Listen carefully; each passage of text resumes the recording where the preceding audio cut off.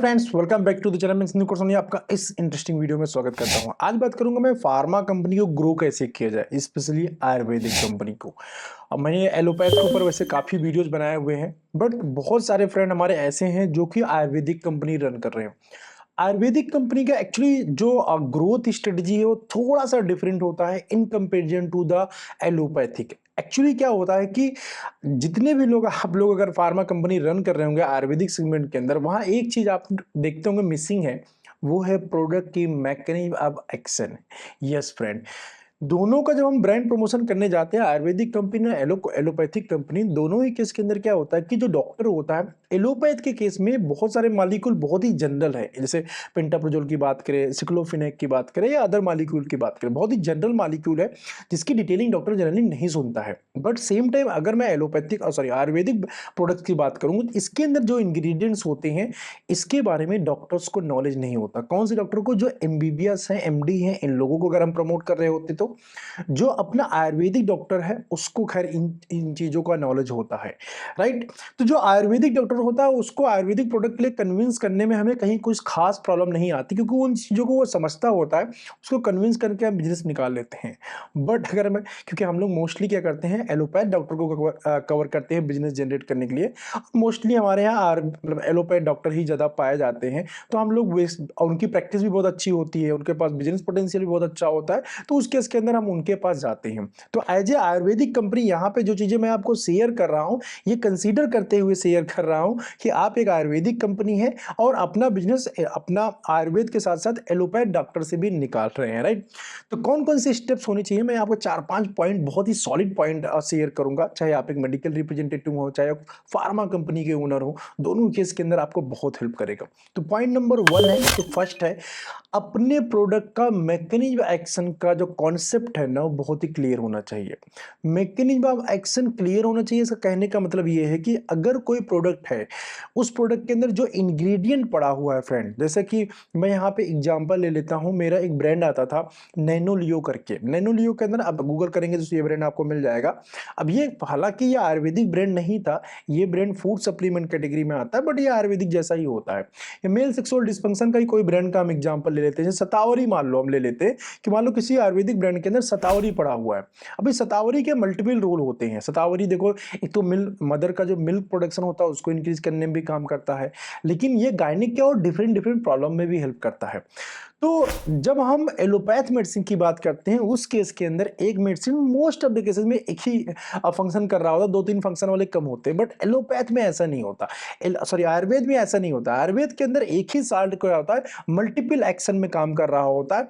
तो अगर आपका प्रोडक्ट जिस इंडिकेशन के लिए बनाया गया है उस पर्टिकुलर इंडिकेशन के अंदर वो पर्टिकुलर साल्ट कैसे कैसे जाके काम कर रहा है, इसका कॉन्सेप्ट बहुत ज्यादा क्लियर होना चाहिए। अगर आप फार्मास्यूटिकल कंपनी है तो आपको ऐसा कॉन्सेप्ट बनाना चाहिए। एंड यस, अगर आप मेडिकल रिप्रेजेंटेटिव हैं, एरिया मैनेजर हैं, तो आपको गूगल करके पढ़ना पड़ेगा कि शतावरी जैसे है, शतावरी का रोल मिल्क प्रोडक्शन में कैसे है, क्या क्या जाके ये करता है, किसकी वजह से मिल्क प्रोडक्शन इंक्रीज हो जाता है, कौन से हार्मोन को इन्फ्लुएंस करता है, कौन सा केमिकल चेंज करता है, ये आपको बहुत ही एग्जैक्टली पता होना चाहिए। जबकि आम केसेस में नॉर्मली मैं देखता हूं क्या पता होता है एज ए आयुर्वेदिक कंपनी कि शतावरी मिल्क प्रोडक्शन को इंक्रीज करता है। अब इसी के बेस पे हम इसको प्रमोट कर रहे होते हैं, नहीं, यहां से काम नहीं चलेगा। यहां से एक स्टेप और आपको आगे जाना पड़ेगा कि ये शतावरी जो मिल्क प्रोडक्शन इंक्रीज कर रहा है वो कैसे कर रहा है, राइट। तो ये सबसे इंपॉर्टेंट जो फैक्टर है फर्स्ट यही है, प्रोडक्ट का मैकेनिज्म एक्शन। प्रोडक्ट के अंदर जो इंग्रेडिएंट पड़े हुए हैं उसका मैकेनिज्म एक्शन बहुत ही क्रिस्टल एंड क्लियर होना चाहिए। दूसरे पॉइंट की मैं बात करूं तो स्पेशली अगर आप मेडिकल रिप्रेजेंटेटिव हैं या फिर एरिया मैनेजर है या फिर अगर आप कंपनी के ओनर है, उस केस के अंदर आपको करवाना है। एंड अगर आप एरिया मैनेजर हैं तो आपको करना है। करना क्या है कि जो प्रोडक्ट मैंने आपको, जैसे अभी इंग्रेडिएंट वाइज एक्शन का मैंने बताया कि भाई ये एक्शन आपको पता होना चाहिए इंग्रेडिएंट का, लेकिन जो इसका एक्शन होता है ना, एक तो अपने विजुलेट के ऊपर शॉर्ट में लिखा होना चाहिए इसके साथ एक ट्रेनिंग मैनुअल टाइप का कुछ आप बना सकते हैं, जिससे बेसिकली ट्रेनिंग ले सकता है, जिसके थ्रू आप प्रैक्टिस करा सकते हैं। एज ए एरिया मैनेजर आपको ये सारे स्टेप क्लियर होने चाहिए, याद होना चाहिए, पता होना चाहिए। जब आप अपने मेडिकल रिप्रेजेंटेटिव के साथ डिटेलिंग कर रहे होते हैं तो आपको ना विजुअलेट देखने की जरूरत नहीं पड़नी चाहिए एज ए मैनेजर। विजुअलेट बेसिकली जो बनाया गया वो मेडिकल रैप के हेल्प के लिए बनाया गया है, ना कि एरिया मैनेजर के लिए बनाया गया है। एरिया मैनेजर को क्या करना होता है, बात को आगे लेके जाना होता है, बात को डिटेल करना होता है। किसी भी प्रोडक्ट का मैकेनिज्म एक्शन हम समझा रहे हैं अगर आप डॉक्टर को, तो उस केस के अंदर आपका निगाह विजुअलेट के ऊपर नहीं जाना चाहिए। बस यस, अगर आपके पास पॉइंटर है तो पॉइंटर निकालिए, पॉइंटर से दिखा दीजिए कि हाँ मैं इस वाले पॉइंट या इस वाले साल्ट के बारे में बात कर रहा हूं। और जो 3-4 साल्ट एक ब्रांड के अंदर पड़े हुए हैं, उन 3-4 साल्ट का सम कुमुलेटिव एक ऑब्जेक्टिव, एक गोल को जिस पर्टिकुलर डिजीज के लिए इंडिकेट किया जा रहा है वहां पे आप पहुंच जाओ। एज ए मैनेजर आपकी रिस्पॉन्सिबिलिटी है कि आप वर्बटम डिटेलिंग को प्रिपेयर करो। अगर आप मेडिकल रिप्रेजेंटेटिव हैं, आप भी वर्बटम डिटेलिंग को अगर प्रिपेयर कर लेते हैं, प्रैक्टिस कर लेते हैं तो बहुत अच्छी बात है। डॉक्टर कन्वर्जन बहुत आसानी से आप कर पाएंगे। अगर आपका ये पार्ट जो मैं दोनों चीजें बताया अगर स्ट्रांग है ना, आप बहुत इजीली किसी भी डॉक्टर को कन्विंस कर सकते हो आयुर्वेदिक ब्रांड के अंदर। वहां अप्रोच बहुत स्ट्रांग होता है, लेकिन इतना डिस्क्राइब वे में एक्सप्लेन करके मैकेनिज्म एक्शन और ये वर्बटम डिटेलिंग तैयार नहीं कराई जाती। आयुर्वेदिक कंपनी की बहुत बड़ी मिसिंग है ये। तीसरा, एज ए आयुर्वेदिक कंपनी आपको ये भी ध्यान रखना पड़ेगा, आयुर्वेद के अंदर बहुत सारे प्रॉब्लम्स का सोल्यूशन है, तो यहाँ पे आपको प्रॉब्लम सॉल्विंग प्रोडक्ट लेके आना चाहिए एज ए आयुर्वेदिक कंपनी। अगर आप आयुर्वेदिक कंपनी रन कर रहे हैं, बहुत सारे प्रॉब्लम्स ऐसे कि मेल सेक्सुअल डिस्फंक्शन की बात करें, इनफर्टिलिटी की बात करें, फीमेल इनफर्टिलिटी की बात करें, या अदर डायबिटीज की मैं बात करूं, या फिर किडनी डिजीज की बात करूं, यूरोलॉजी की प्रॉब्लम्स की बात करूं, बेबी केयर प्रोडक्ट की बात करें, इम्यूनिटी की बात करें, तो बहुत सारे सेगमेंट ऐसे हैं जहां पे ना आयुर्वेद मैजिकल वर्क करता है। लेकिन जब आप ये कॉम्बिनेशन लेके आएंगे, इसके ऊपर थोड़ा रिसर्च करेंगे, थोड़ा डॉक्टर से बात करेंगे, तब ये काम हो पाएगा। मींस प्रॉब्लम सॉल्विंग प्रोडक्ट लेके आपको आना है और उसका रिजल्ट बहुत जबरदस्त होना चाहिए। इसके बाद जो नेक्स्ट पॉइंट है जो सेल बूस्ट करता है फ्रेंड, वो होता है एग्जैक्टली प्लानिंग। आपकी प्लानिंग कैसे है एज ए कंपनी, आप रिव्यू मीटिंग कितना फ्रीक्वेंटली करते हैं। फ्रीक्वेंटली का मतलब ये होता है कि एवरी मंथ रिव्यू मीटिंग तो होना चाहिए, क्वार्टर में आपको क्वार्टर मीट होना चाहिए, ताकि जो इस मार्केटिंग स्ट्रेटजी आपने डिजाइन किया हुआ है, जो आपको टास्क अपने मेडिकल रिप्रेजेंटेटिव को देना है, वो बहुत ही क्लियर वे में आप दे दो, उनको चीजों को समझा दो और उसके बाद फॉलो अप ले लो, एवरी मंथ रिव्यू कर लो। तो आपका ये साइकिल बिल्कुल बना होना चाहिए, रूटीन ब्रेक नहीं होना चाहिए। एवरी मंथ रिव्यू होना है मतलब होना है, 1 से लेकर 5 के बीच में होना है तो होना है, 1 से 5 के बीच में आपका रिव्यू फॉर्मेट आना है तो आना है, सेकेंडरी आना है तो आना है, क्यारे सीट आना है तो आना है, राइट।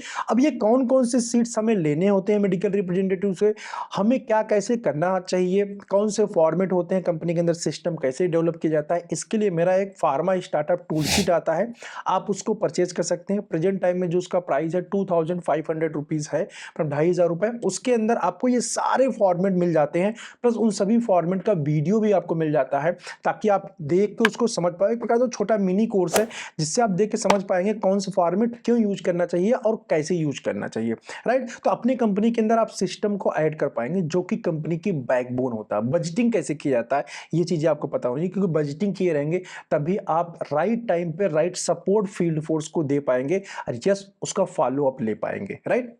इसके बाद नेक्स्ट पॉइंट की मैं बात करूं तो यहां एक बहुत ही आपको मैं कड़वी सच्चाई में आपको बताऊंगा फ्रेंड। देखो, अगर मैं बीमार हूं ना तो मैं कभी भी आयुर्वेदिक मेडिसिन लेने नहीं जाऊंगा, ये हमारे देश की सच्चाई है। जब हम बीमार होते हैं तब हम एलोपैथिक लेते हैं, और जब हम ठीक होते हैं ना तब हमें आयुर्वेदिक मेडिसिन बहुत अच्छी लगती है।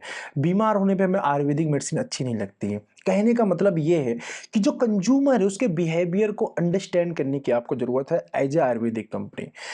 यहाँ पे आज के टाइम पे जो कंज्यूमर है ना, सबके हाथ में मोबाइल है और सबके पास इंटरनेट एक्सेस है।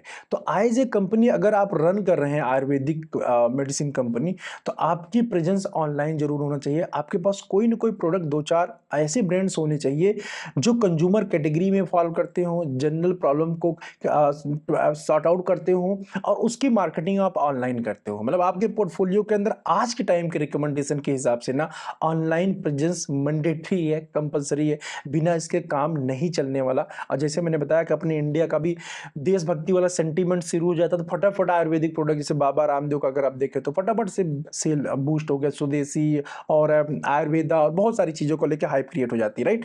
तो हम लोगों कंट्री में ऐसा ही होता है। तो हम लोग ठीक होने पे तो हम आयुर्वेदा को basically prevention is better than cure वाले कॉन्सेप्ट को हम लोग ज़्यादा एक्सेप्ट करते हैं। तो अगर इस वाले कॉन्सेप्ट भी अपने आप को ब्रांड पोर्टफोलियो आप मैनेज करते हैं तो यस डेफिनेटली आप बहुत बड़ा सेल चंक निकाल सकते हैं, सेल जनरेट कर सकते हैं, राइट। तो ये 5 स्ट्रेटजी थी जो मैंने आपके साथ शेयर किया। अगर आप एक आयुर्वेदिक कंपनी है तो आपको इसके ऊपर काम करना चाहिए, इन चीज़ों को इम्प्लीमेंट करना चाहिए। इससे आपको बहुत ज़्यादा सेल्स ग्रोथ करने में हेल्प मिलेगी। और यस, और ज़्यादा डिटेल में आप जानना चाहते हो, इन डेप्थ जानकारी चाहते हो या आपको कोई कंफ्यूजन है, डाउट है, तो मेरा ये जूम कंसल्टेशन नंबर आ रहा है, 700 रुपये फी है इस समय जो है 699। तो आप पे करके जूम कंसल्टेशन मेरे साथ बुक कर लीजिए, बात कर लीजिए। ट्रस्ट मी, आपके सोचने का तरीका मैं बिल्कुल चेंज कर दूंगा। मॉडर्न अप्रोच रखना, टाइम के साथ अपने आप को चेंज करना इंपॉर्टेंट है फ्रेंड, अदरवाइज आप फाइट से बाहर हो जाओगे, राइट।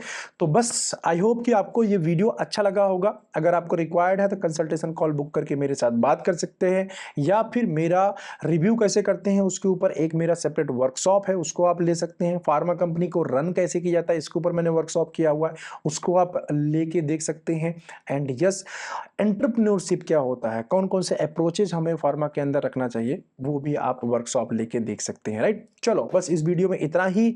अगर वीडियो अच्छा लगा हो तो एक लाइक कर दीजिएगा, जिससे मुझे काफ़ी अच्छा लगेगा, मैं भी मोटिवेट रहूंगा आप लोगों के लिए वीडियो बनाने के लिए। और कौन सी प्रॉब्लम आप फेस कर रहे हैं एज एंटरप्रेन्योर, आप मुझे कमेंट बॉक्स के अंदर शेयर करिए। आपको इस वीडियो का कौन सा पॉइंट अच्छा लगा, आप मुझे वो भी कमेंट बॉक्स में शेयर करिए, जिससे मुझे काफ़ी अच्छा लगेगा और मुझे आपका भी ओपिनियन पता चलेगा। और अकॉर्डिंग टू दैट मैं कमिंग जो वीडियोज हैं उसको मैं प्लान कर पाऊंगा, ठीक है। चलो, have a great day, bye.